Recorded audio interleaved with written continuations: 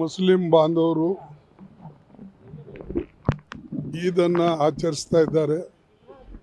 ಅವರೆಲ್ಲರಿಗೂ ಕೂಡ ನನ್ನ ವತಿಯಿಂದ, ನನ್ನ ಪಕ್ಷದ ವತಿಯಿಂದ ಶುಭಾಶಯಗಳನ್ನು ಹೇಳ್ತೇನೆ.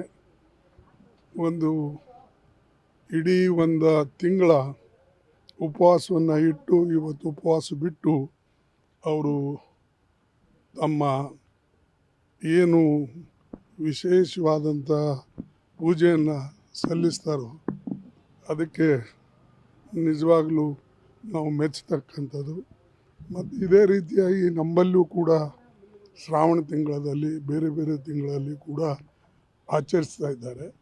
ಹೀಗೆ ಒಂದು ಬಾಂಧವ್ಯ ಬರ್ತಕ್ಕಂಥದ್ದು ಅಥವಾ ಒಕ್ಕಟ್ಟು ತರ್ತಕ್ಕಂಥ ಇಂಥ ಹಬ್ಬಗಳು ಭಾಳ ಒಳ್ಳೆಯದು ದೇಶಕ್ಕೆ ಅಂತಕ್ಕಂಥ ಮಾತನ್ನು ಈ ಸಂದರ್ಭದಲ್ಲಿ ನಾನು ಹೇಳೋಕ್ಕೆ ಇಚ್ಛೆ ಪಡ್ತೇನೆ. ಉಪಚುನಾವಣೆ ಟಿಕೆಟ್ ಗೊಂದಲ ಸೃಷ್ಟಿಯಾಗಿದೆ ಸರ್, ಯಾವಾಗ ಘೋಷಣೆ ಆಗುತ್ತೆ? ಇವತ್ತು ಈದಿದೆ.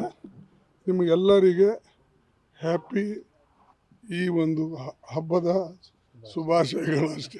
ಮುಸ್ಲಿಂ ನಾಯಕರು ನಿಮ್ಮನ್ನು ನಿನ್ನೆ ಭೇಟಿ ಏನು ಚರ್ಚೆ ಮಾಡಿದ್ರು ಸರ್? ನಿನ್ನೆ ದಾವಣಗೆರೆಗೆ ಮುಸ್ಲಿಂ ಸಮುದಾಯಕ್ಕೆ ಟಿಕೆಟ್ ಕೊಡಬೇಕು ಅಂತ ಬೇಡಿಕೆ ಹೆಚ್ಚಾಗಿದೆ ಸರ್. ಲೋಕಲ್ದವ್ರು ಸಾಲ್ವ್ ಮಾಡ್ತಾರೆ. ಅದಕ್ಕೆ ನಾನು ಪ್ರತಿಯೊಂದಕ್ಕೆ ರಿಯಾಕ್ಷನ್ ಕೊಡೋಕ್ಕಾಗ್ತದೆ. ನಾವು ಎಷ್ಟೋ ಸಲ ನಿಮ್ಗೆ ಹೇಳ್ತೇವೆ, ನೀವು ಪದೇ ಪದೇ ಅದು ಸಿಟ್ಟಿಗೆ ಬಂದು ಅದೇ ಕೇಳ್ತೀವಿ.